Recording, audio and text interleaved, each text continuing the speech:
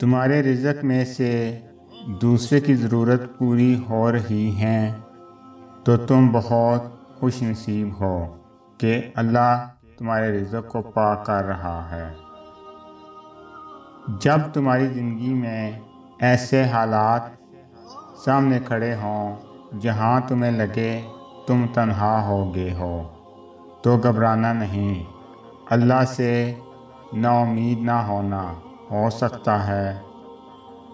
اللہ سے جڑنے کے لیے تمہیں تنہائیوں کے راستوں سے بھی گزرنا پڑے گا۔ مسکراؤ کہ اللہ پاک نے تمہیں اپنی یاد کے لیے چن لیا ہے۔ کچھ آزمائشیں اور مشکلات ایسی بھی ہوتی ہیں جن کے ختم ہونے پر انسان کو احساس ہوتا ہے کہ زحمت نہیں بلکہ رحمت کا باعث تھیں۔ بابا جی فرماتے ہیں کہ انسان کی فطرت ہوتی ہے وہ کسی بھی چیز کی 2 مرتبہ قدر کرتا ہے، ملنے سے پہلے اور دوسرا کھونے کے بعد۔ تمہاری پریشانیاں تمہاری بے ادبی اور ناشکری سے جڑی ہوئی ہیں۔ انسان ان چیزوں سے کم بیمار ہوتا ہے جو وہ کھاتا ہے، زیادہ وہ ان چیزوں سے بیمار ہوتا ہے جو اندر ہی اندر اسے کھا رہی ہوتی ہیں۔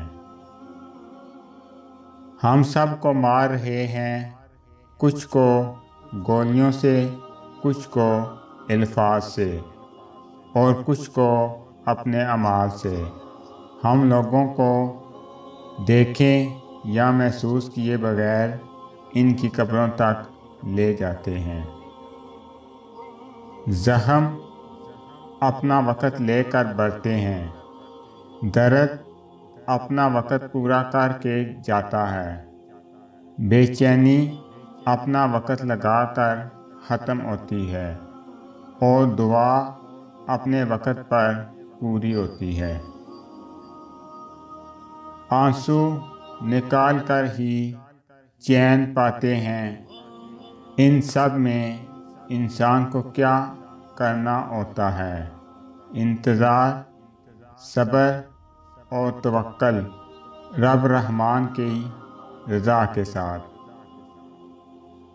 بہت محدود لمحے ہوتے ہیں جب انسان خوش بھی ہوتا ہے اور مطمئن بھی۔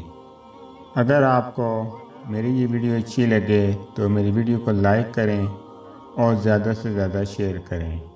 السلام علیکم ورحمۃ اللہ وبرکاتہ۔